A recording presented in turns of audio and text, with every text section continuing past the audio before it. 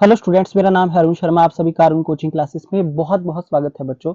आज आपको question number 34 करवाऊंगा। मैं कर रहा हूं +2 कॉमर्स अकाउंट्स का पेपर सॉल्व बच्चों। ये सीबीएसई बोर्ड का पेपर है, ठीक है। और इसका जो कोड है वो है 6752 बच्चों, 6752 इसका कोड है। तो ये जो क्वेश्चन है ये कैश फ्लो स्टेटमेंट का है। यहाँ पे बोला गया है आपको रामलाल लिमिटेड का ये डाटा आपके पास दिया गया है, ठीक है। यहाँ पे आपके पास जो है ये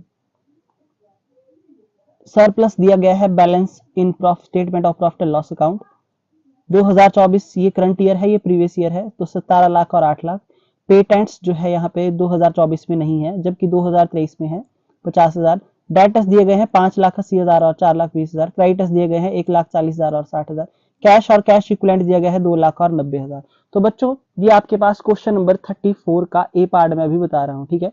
तो यहाँ पे आपको क्या बोला गया है, एडिशनल इन्फॉर्मेशन में आपने इंटीरियम डिविडेंड पे किया है बच्चों, वो है 1,20,000 रुपीज ड्यूरिंग द ईयर। और आपको cash flow from operating activities में फाइंड आउट करने को बोला गया है फर्स्ट पार्ट में, ठीक है। तो देखिए ये इसका फॉर्मेट है, ठीक है। इसको कैलकुलेट करने से पहले बच्चों आपको जो है सबसे पहले क्या कैलकुलेट करना पड़ेगा, आपको कैलकुलेट करना पड़ेगा यहाँ पे जो नेट प्रॉफिट बिफोर टैक्स आपको निकालना पड़ेगा। तो बच्चों यहाँ लिखेंगे हम सबसे पहले, देखिए क्या लिखेंगे।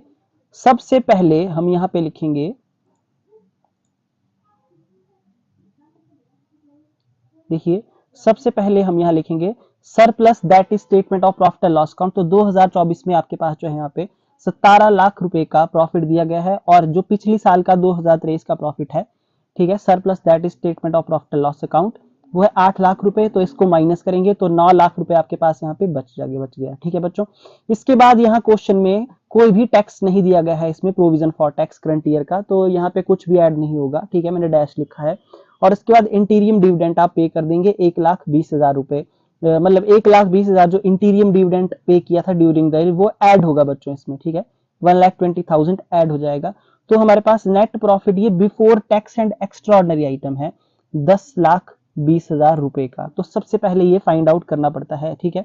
ओके, तो इसको आपने फाइंड आउट कर लिया सबसे पहले, ठीक है जी। अच्छा जी, अब जो यहाँ पे आप कैलकुलेट करेंगे cash flow from operating activity, ठीक है। Cash flow from operating activity जो है आप यहाँ पे कैलकुलेट करेंगे, ठीक है। तो यहाँ पे मैंने लिखा है कैश फ्लो स्टेटमेंट मैंने लिख दिया है ना। तो ये आप जो है यहाँ पे लिख सकते हैं, मैं आपको बताता हूँ। देखिए क्या लिखेंगे आप यहाँ पे आप लिख सकते हैं कैलकुलेशन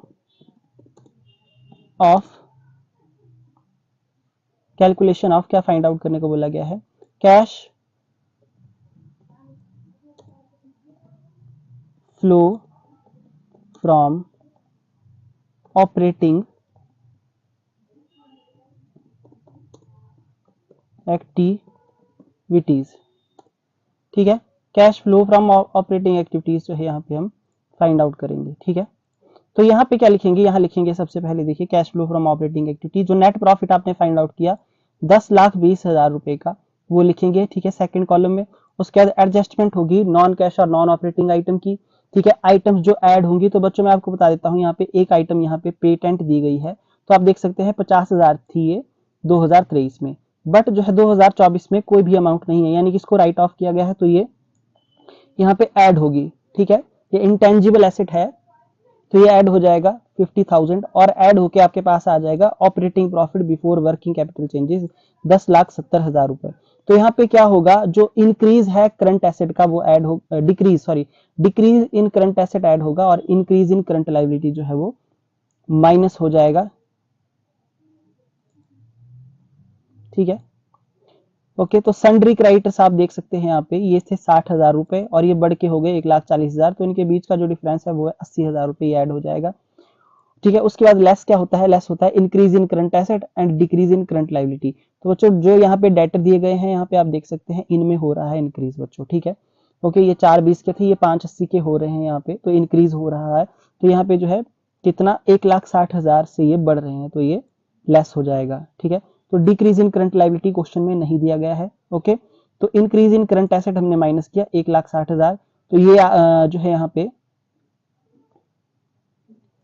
पे क्या आएगा, यहाँ आएगा cash generated from operation. Hello,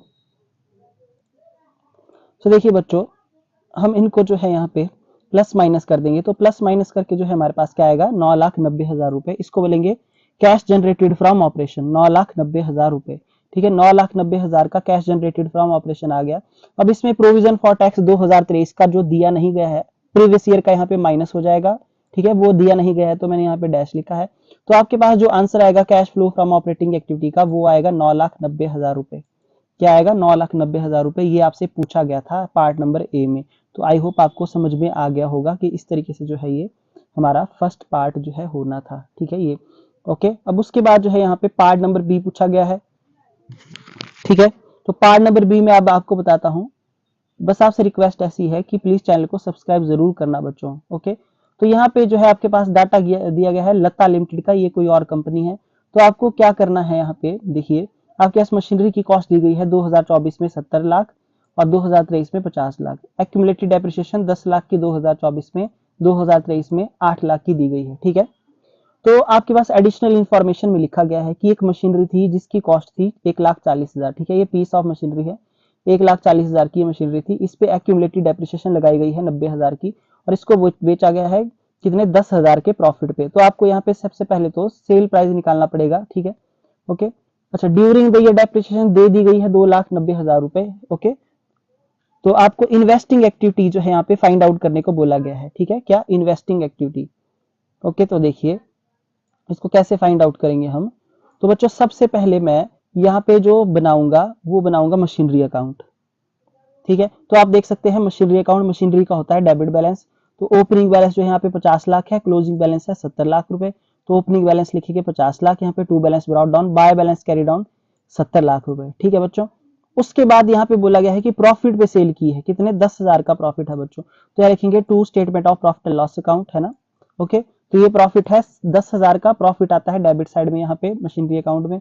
okay ji, accumulated depreciation है 90,000 की, क्वेश्चन में दे दी गई है, तो लिखेंगे बाय एक्यूमुलेटेड डेप्रिसिएशन अकाउंट 90,000 रुपए। अच्छा जी, उसके बाद देखिए ये बोला गया था कि कॉस्ट जो थी मशीनरी की जिसको सेल किया गया था वो कितने की थी, वो थी बच्चों 1,40,000 की। इस पे एक्यूमुलेटेड डेप्रिसिएशन थी 90,000 रुपए, तो बुक वैल्यू आ गई 50,000 रुपए। ओके बच्चों, तो प्रॉफिट कितना है, 10,000 का, यानी कि इस 50,000 की बुक वैल्यू वाली मशीन को बेचा गया है 60,000 में। तो सेल प्राइस क्या आया, 60,000 रुपए। बुक वैल्यू माइनस करके 10,000 का प्रॉफिट जो है हमने फाइंड आउट कर लिया है। ठीक है, ओके। तो इस सेल प्राइस को लिखेंगे यहाँ पे बाय कैश अकाउंट 60,000 रुपीज। तो 1,40,000 जो बुक वैल्यू थी, माइनस 90,000 जो डेप्रिसिएशन एक्यूमुलेटेड है, प्लस प्रॉफिट 10,000 रुपए, तो 60,000 का यहाँ पे जो है सेल प्राइस आ गया। तो बच्चों जब आप क्रेडिट साइड का टोटल करेंगे वो आएगा 71,50,000 रुपीज, और उसको 50 लाख, उसमें से 50 लाख और 10,000 माइनस करेंगे तो आपके पास जो है 21,40,000 रुपीज आएगा, जो कि हमने ड्यूरिंग द ईयर परचेज की है। ठीक है बच्चों, तो इन्वेस्टिंग एक्टिविटी में एक तो परचेज आती है मशीनरी की और एक सेल आती है।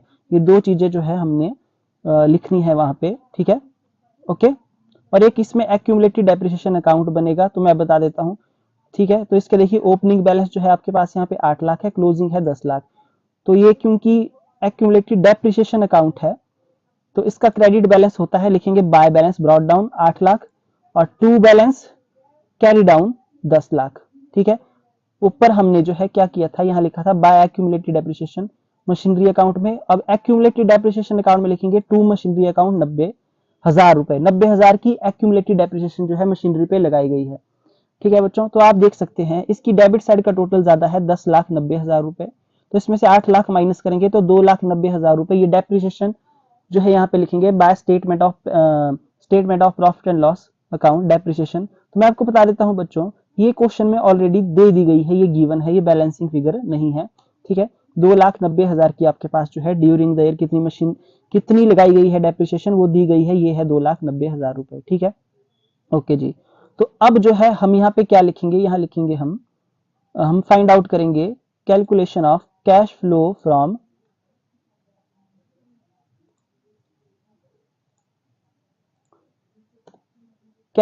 फ्रॉम इन्वेस्टिंग एक्टिविटी, या ओब्लिक कर देता हूं मैं, और यूज्ड इन इन्वेस्टिंग एक्टिविटी, ठीक है, ये आपको फाइंड आउट करने को बोला गया है, ठीक है। ये देखिए इन्वेस्टिंग एक्टिविटी निकालनी है। तो देखिए हमने जो परचेज निकाली मशीनरी की वो निकाली 21,40,000 रुपए, है ना। अब निकाली देखिए आपके सामने, ये हमने जो है यहाँ पे 21,40,000 फाइंड आउट की मशीनरी अकाउंट से, और जो सेल है वर्किंग नोट से आई है वो है 60,000 रुपए। तो ठीक है, तो 21,40 से 60 को माइनस करेंगे तो ये माइनस में आएगा आंसर 20,80,000 रुपए, क्योंकि हमारी परचेज ज्यादा है इसलिए net cash used in investing activity, ये आंसर आएगा बच्चों इसका, net cash used in investing activity, आप देख सकते हैं, ठीक है। ओके, सो आई होप आपको क्वेश्चन जो है अंडरस्टूड हो गया होगा, है ना बच्चों। बड़ा ही सिंपल जैसा एक क्वेश्चन था, ठीक है, बहुत ही सिंपल जैसा क्वेश्चन था ये। इस तरीके से हमने इन्वेस्टिंग एक्टिविटी को फाइंड आउट कर लिया है, ठीक है। ओके जी, तो 20,80,000 जो है माइनस में आंसर आया है। तो बच्चों आज का वीडियो आपको कैसा लगा, प्लीज कमेंट सेक्शन में जो है वो कमेंट करके आप जरूर बताइए, है ना। तो जितना ज्यादा मेरी वीडियो को लाइक करेंगे, शेयर करेंगे, कमेंट करेंगे बच्चों, उतनी ज्यादा वीडियो मैं आपके लिए और भी लेके आऊंगा, है ना। मेरे चैनल को जो है वायरल करिए, इतनी सी आपसे रिक्वेस्ट है। तो आज के लिए इतना ही, थैंक यू सो मच। ये हो गया पेपर हमारा पूरे तरीके से सॉल्व, तो आज के लिए इतना ही।